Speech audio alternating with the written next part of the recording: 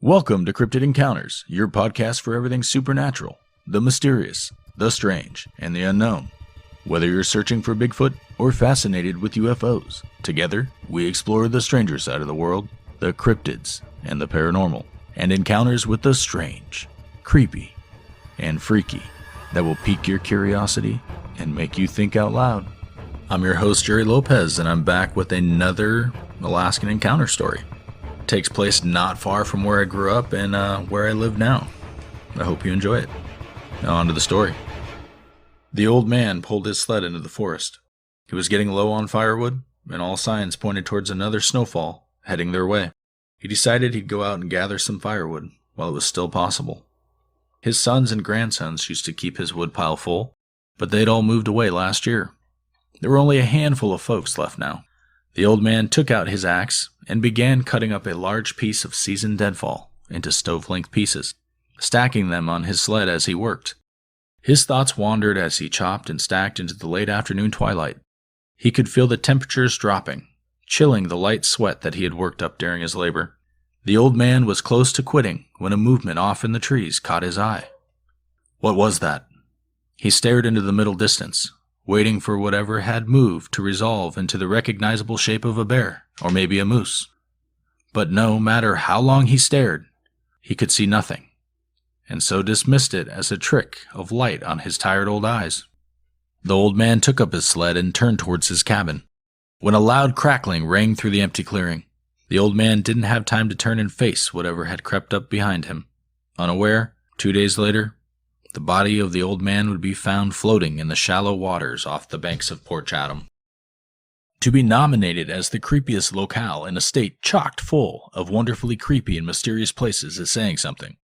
Port Chatham, once known as Portlock, sits on the Kenai Peninsula, and since it was first inhabited by the British Royal Navy in the 1700s, and then known as Russian America from 1799 to 1867, the reports of strange occurrences, including a still unexplained spat of vicious deaths, continued unabated. Many Alaskans say they won't set foot in the area, which is why Port Chatham is home to everything except humans. And really, who could blame them? Port Chatham was established as a small community, as most Alaskan towns are, outside of the big city, whose main industry was canning and fishing. Most who lived there were involved in the canning industry in some form or fashion. Life was chugging along as usual in the little town perched on the edge of the Kenai Peninsula, with stunning vistas and breathtaking countryside. But then in 1951, the entire town fled at once, leaving it abandoned. The tiny post office soon closed, as there was nobody left to send or receive mail or parcels. But what would cause a whole town of hardy souls, as you have to be hardy to survive in the harsh conditions unique to rural Alaska, to pull up stakes and leave en masse? There are several reasons. A few things occurred at around the same time that created a perfect storm of terror and confusion for the town's last inhabitants. The first was the appearance of a demon sasquatch-like creature, reported to be almost 8 foot tall when standing upright or bipedal, walking on 2 legs and incredibly strong, as evidenced by the numerous trees that were ripped from the ground and reinserted upside down with the root balls facing skyward. To me, that reminds me a lot of the trees in southeast Alaska that are found in Bigfoot or Sasquatch territory, or even the Pacific Northwest and also Canada. Now, photographs of the trees left in the position depict mature trees plunked on their head, begging the question of how they came to be in that position, by whom and for what reason. The trees are whole, not cut into smaller pieces, and it is difficult to conceive of the modern machinery that could accomplish this feat today, let alone 70 plus years ago. In such an isolated and small town on the edge of the Kenai, like the construction of the great Egyptian pyramids, it would have taken either massive engineering genius, not likely possessed the average Joe, a team of specialists working together, or the work of a creature of superior size and strength currently unknown to modern man. These tales of an evil Sasquatch-like creature were coming on the heels of a decade-old mystery, amplifying the panic of area residents. During the height of the 1940s, dead bodies began appearing on the shores of the peninsula. All of the corpses were violently mutilated, described as being torn to shreds and missing limbs. In addition, there were several people who had gone missing from Port Chatham who were believed to have met the same grisly fate as that which had befallen the corpses, but they were perhaps swept out to sea before the tide could bring them back into the shores and the beaches of Port Chatham. Events that did not have a clear or obvious explanation continued to plague the citizens of Port Chatham. According to one first-person account, goes like this. A logger was out working, and someone or something hit him over the head with a huge piece of logging equipment, something that one man could not have lifted on his own. When coworkers found his body, there was blood on the equipment, and there was no way that one man could have done it. He was a good 10 feet from the logging equipment, so it's not like he slipped and fell and hit his head. It looked more like someone picked it up and bonked him over the head with it. Inuit natives, local to the area, have been aware of Sasquatch-like creatures for some time, and even had a name for them in their native language, the Nantinak, or wild man. There are also reports of another otherworldly being that is rumored to haunt the desolate wilderness surrounding Port Chatham, but she does not appear to have been named, or if she was, the name has been lost to history. Described as having an unnaturally white face, this being stays mainly to the forest lands, but residents report that she would disappear if anyone tried to approach her. Could this have been a real person who happened to be spotted by multiple different residents, and so took on mythical or supernatural traits? It is possible, but so are many other explanations. Then there was another report in the Anchorage Daily News on April 15th, 1973, related by a school teacher and his wife in English Bay, also known as Nunwallik, to explain the mass exodus of the residents of Port Chatham. It read, sometime in the early 1940s, rumors began to seep along the Kenai Peninsula that things weren't right in Portlock. Men from the cannery town would reportedly go up into the hills to hunt dull sheep and bear, and never return. Worse yet, sometimes stories would circulate about mutilated bodies that were swept down into the bay, torn and dismembered in a way that bears could not and would not do. Those people of Port Chatham did leave town. We know when the town and post office shut down. We know that there are reported murders in the area. They called them murders, but they also included people that just went lost in those reports. We're not talking about a dozen people. We're talking like 3 dozen plus people. If we have a serial killer in the area at that time, they took out a lot of people in the course of, say, 20 years. All of these factors, the disappearances, the brutalized dead bodies, and then the reports of an evil Sasquatch-like creature who was hunting people in the woods, combined to drive people out of town.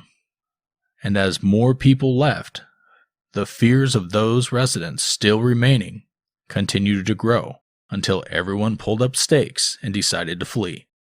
An interview with a Nunwallik elder who was born in Port Chatham in 1934 appeared in the Homer Tribune newspaper, in which she shared her beliefs on why her birthplace was abandoned. She states, people were tired of being terrorized by the Nantinak, which means half man, half beast, or wild man.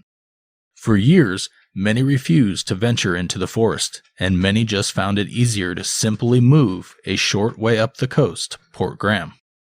And going back even further to earlier documented accounts, an earlier mass exodus of what was known as Portlock occurred. The management at the cannery cited records that showed the town had been vacated in 1905 because of something in the forest. But despite no resolution to the menace in the woods being recorded, it did note most of the residents returned to Port Chatham the following year of 1906 and returned to work at the cannery, but only after the cannery added armed security to patrol the forest. Was it an early rash of Nantinaq sightings that drove the earlier generation of Port Chatham away? And what persuaded them to return? Was it simply the opportunity for regular work and steady pay that lured the residents to return to the town? Somehow, the fact that the town was abandoned not once, but twice within 2 successive generations of residents gives the credence to a real-life something stalking the residents of the area. Alaskans must be a hardy, tough breed of individuals to survive conditions that are so hostile to human life above the 49th parallel. It just doesn't seem likely that they would be chased off from their town, their jobs, or their homes by mere fairy tales. It seems that it would take a real and urgent threat to chase them all away. And here's one more encounter. In 1990, while I was working as a paramedic in Anchorage, we got called out on an alarm for a man having a heart attack at the state jail in Eagle River. He was a native man in his 70s, and after I got him stabilized with IVs and O2 and cardiac drugs, my partner and I began to transport him to the native hospital in Anchorage. En route to the hospital, I had time to talk to this gentleman, who was an Aleut from the native village of Port Graham, a remote village on the lower end of the Cook Inlet, off the Kenai Peninsula. Well, as usual with me, the topic eventually drifted to hunting and fishing. I casually mentioned to him that I and 2 other hunting buddies were once weathered in at the upper lagoon of Dogfish Bay, only a few miles from his home in Port Graham. The bay was about as beautiful and wild as a place I've ever seen in my 35 years in Alaska. Well, when I said that I had spent some time in Dogfish, this old man sat up on the gurney, grabbed me by the front of my shirt. He got right up in my face and said, "Did it bother you?" Well, with that question, the hair just stood up on the back of my head. I said yes. "Did you see it?" was his next question. I said no. "Did you see it?" He said no, but my brother seen it. It chased him. This old Aleut and I were talking about the same thing, but we never used the word Bigfoot or legend or anything like that. But we both knew what we were talking about. You see, in August of '73, the 3 of us were bow hunting for goats and blackies in what was then the remote wilderness of Lower Cook Inlet, when a storm forced us to take shelter in Dogfish Bay. We beached our skiff and let the tide run her dry. After dinner of broiled salmon, we turned into our tent. Back in those days, the best tent I had was a dark green canvas job with a center pole and no windows or floor. We left the fire burning and cleaned the pots and pans so as not to attract bears during the night and turned in. The sky was clear, but the wind was howling through the old growth timber that lined the shore. Sometime around 2 a.m., my friend Dennis woke me up by squeezing my leg. I could dimly see his face in the tent. His finger was across his lips. I listened. Then I heard it. A step. A man was quietly walking outside of our tent, taking very deliberate steps. Not a bear. Scenes from the movie Deliverance flashed through my mind. We woke Joe, the 3rd member of our party, with the same leg grab and finger to the lips. The walking, or rather sneaking, continued until it half circled our tent, and then all was quiet, except for the wind. We had our bows in the 30-06 leaning against a tree outside of the tent. So somehow we talked Joe into belly crawling out of the tent to get the rifle. We were scared, shitless, I tell you. The next day and night, the storm continued to blow. We saw several black bears on the salmon stream at the head of the lagoon during the evening hunt, but had no chance for a shot. We didn't talk about what had happened last night. Too embarrassed, I guess, to be scared by a black bear. That sounded like a man. We got back to camp early, built a big fire, sat around it, and ate dinner until around midnight. In August, there's still some light in the sky until about 10 or 11 o'clock at night. I recall that we all were embarrassed about being afraid about the coming night. We had a flashlight and the rifle in the tent between us. locked and loaded. I finally dozed off, but woke right up when Dennis squeezed my leg. The illuminated hands of my watch showed around 2:30 in the morning. Joe was already sitting up and had the rifle in hand. I heard the first step, not more than 10 feet from the back of the tent, slowly, then another, and another.